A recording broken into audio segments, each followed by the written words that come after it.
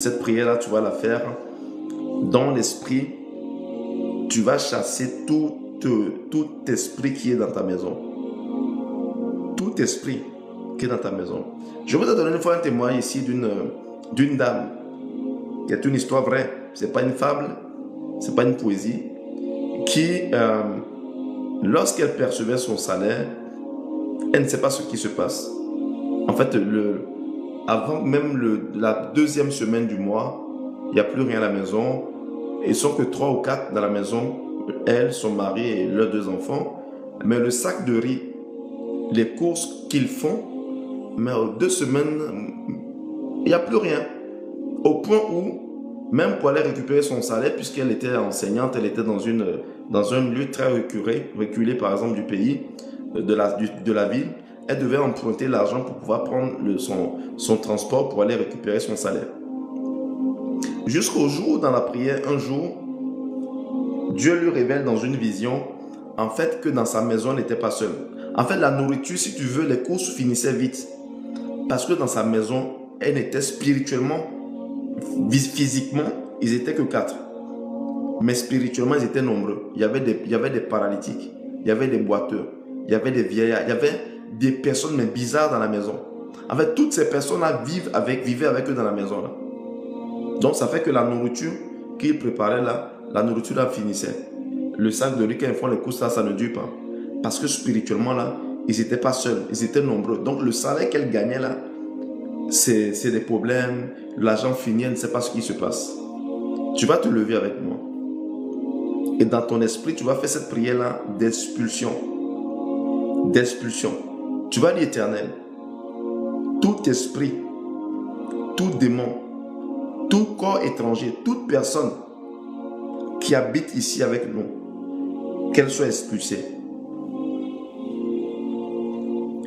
Toute personne qui habite cette maison avec nous, qui était ici avant qu'on ne vienne, ou qui est venu nous rejoindre, ou qui est venu avec nous. Des fois, tu aménages quelque part, mais avant que tu ne viennes, il y a déjà des gens qui sont là-bas, spirituellement.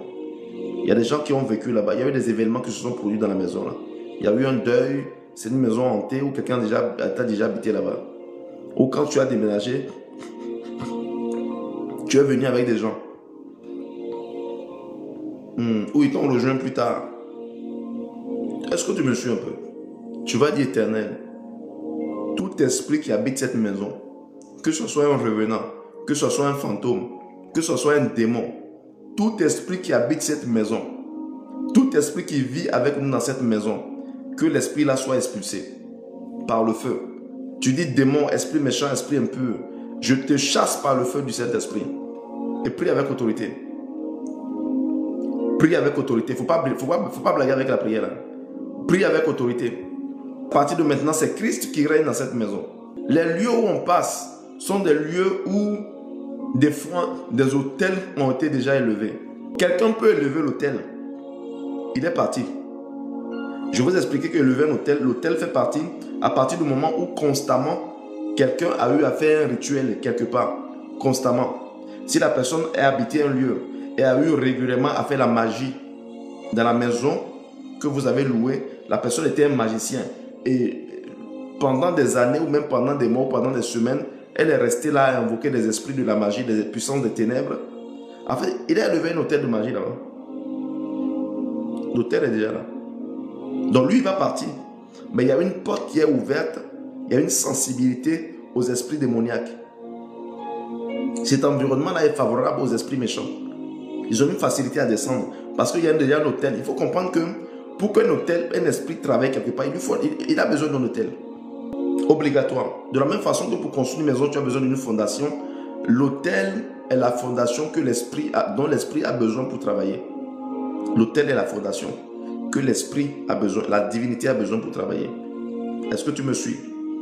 Donc tu vas dire Seigneur, tout esprit qui habite ces lieux, cet environnement-là, qu'il soit expulsé. Tout esprit qui habite ma maison, tous les démons qui habitent ici, Père, je les expulse, je les chasse. Et je ferme les portes, je ferme tous les accès qui leur permettent d'aller et de venir. C'est pour ça que l'environnement où tu habites est très important. Il y a de ces environnements-là qui sont favorables à la mort. Parce que l'atmosphère là est favorable aux puissances démoniaques. C'est pour ça que tu n'entres pas Il y a des endroits où tu n'entres pas comme ça et tu ressors comme ça. Il y a des choses que tu dois faire. Quand tu entres dans certaines villes, tu entres dans certains quartiers, tu entres dans certains lieux. Moi, je vous donne les choses gratuitement ici. Il y a des choses que tu dois faire. On n'a pas. Si on vous montre, si on t'ouvre les yeux, par exemple, tu entres dans un marché, purée. Si on t'ouvre les yeux, que tu entres dans un marché, si on t'ouvre les yeux spirituels, si tu vois la peuplade, les démons, les esprits qui planent dans un marché, et tout lieu où il y a une foule, il y a un mouvement de foule, il y a un mouvement des démons. Je reprends. Tout lieu où il y a un mouvement de foule, tout lieu qui rassemble le monde, il y a un mouvement des démons. C'est pour ça que vous allez voir que Jésus n'aimait pas la foule. Et Jésus fouillait la foule. Quand il a fini de prêcher, de nourrir avec le poisson, il fuyait. Il prenait sa bague et puis il fuit. C'est la foule qui le cherchait. Jésus n'a jamais été un apôtre de la foule. Il fuit. Si on vous ouvre les yeux, tu entres dans un marché et que Dieu, l'Esprit t'ouvre les yeux et que tu vois la manifestation. Mais le marché est un lieu de transaction. Non seulement c'est un lieu de transaction, de transfert, où on peut acheter une marchandise, mais c'est un lieu de transaction spirituelle, un lieu d'échange spirituel. Ah, il y a des gens qui viennent au marché acheter là, eux ne viennent pas acheter les plots, les placalis ou bien les viandes chez le boucher. Hein. Eux viennent acheter autre chose. Donc il y a de ces environnements qui sont favorables aux puissances démoniaques. Donc tu ne peux pas entrer dans ces lieux-là comme ça et ressortir comme ça. C'est pour ça que je t'ai dit, toi seulement tu penses que le monde là est un monde de bisounours.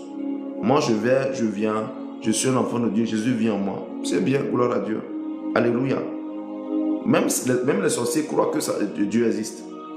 Même Satan même croit que Dieu existe. Est-ce que tu me suis? Fais bien la prière, on va avancer. Fais bien la prière, on va avancer. Fais bien la prière, on va avancer. Élève la voix et prie. Élève la voix et prie. Insiste, insiste, insiste. Il y a des gens qui sont seulement allés dans un hôtel pour dormir. Et puis sont ressortis avec l'esprit des eaux. Ils sont allés juste à l'hôtel pour dormir. L'hôtel, tu es en déplacement, tu loues un hôtel, tu dors. Il y en a qui sont ressortis avec des esprits. Ouais, celui qui a dormi dans le lit là avec toi, c'est un haut marmailleur spirituel. Lui, il ne rigole pas. Il a posé ses pièges. Il attend que la prochaine personne qui va venir se coucher là-bas, là, il a pris balle perdue. Il y a des gens qui ont pris esprit d'impudicité. C'était des gens bien tranquilles, jusqu'à ce qu'ils aient se coucher dans cet hôtel-là. Ils ont pris l'esprit d'impudicité. Ils sont devenus des hommes impudiques, adultères, pervers. Parce qu'ils sont allés dans un environnement qui est favorable à cela. Les gens ont laissé des radars et des pièges là-bas. C'est pour ça que je dis encore, il y a des actions que tu poses quand tu entres dans certains lieux et que tu reposes quand tu sors. Et tous mes enfants qui me suivent là, qui sont dans les affaires, qui bougent beaucoup, il y a des clés, il y a des stratégies que je leur donne. Parce que le monde là dans lequel on est là, c'est un monde, frère, écoute-moi, c'est un monde de bizarrerie.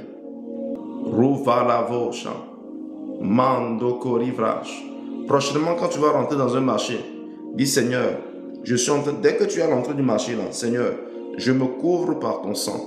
J'entre dans ce marché car je ne suis pas seul. Ton feu m'entoure, ton feu m'environne. J'entre et je ressors tel que je suis entré. Ça, je te donne une petite clé. Hein, voilà. Le reste là, je garde pour moi. Mais ça, je te donne ça gratuit. Le reste là, je donne pour moi. Je garde. Mais ça, je te donne ça. Ça, au moins, ça te suffit. Amen.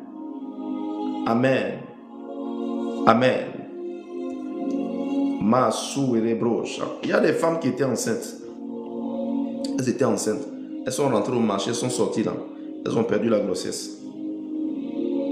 Elles étaient enceintes. Elles sont rentrées au marché. Sorties du marché. Elles ont perdu l'enfant. Parce que l'enfant a été pris là-bas.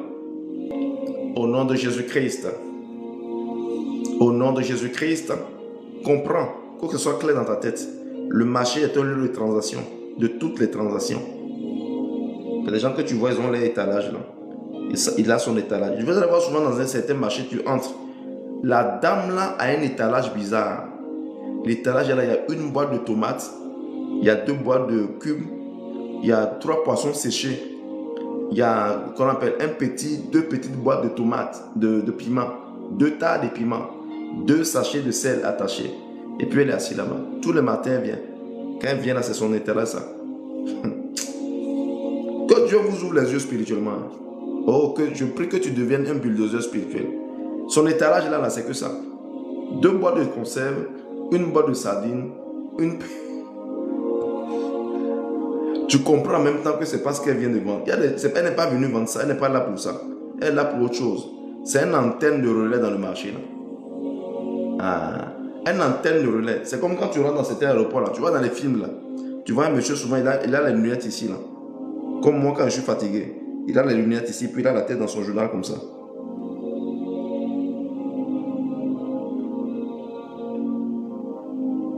Et puis il dit... le monsieur vient de passer hein, avec la casquette noire. Il a la mallette rouge. Il vient de passer. Tu penses qu'il lit le journal, mais lui ne lit pas le journal. Lui, il est en train de donner les informations. C'est une antenne de, comment on appelle, opérateur GSM. Lui donne les informations sur le marché. Lui, il est là, antenne relais. Et tout le jour, il est là, tu vas penser que lui vend. Quand toi, tu vois comme ça, là, qui vient au marché, tu loues un emplacement, toi, tu viens vendre 2 boîtes de conserve. Tu viens vendre 2 tas de poissons, un peu d'escargot, un peu de plots, un peu de placali, un peu de quoi là. Un peu de gombo, un peu de, qu'on appelle, de farine, levure de blé, un peu. Le monde spirituel n'est pas un monde de bisounours.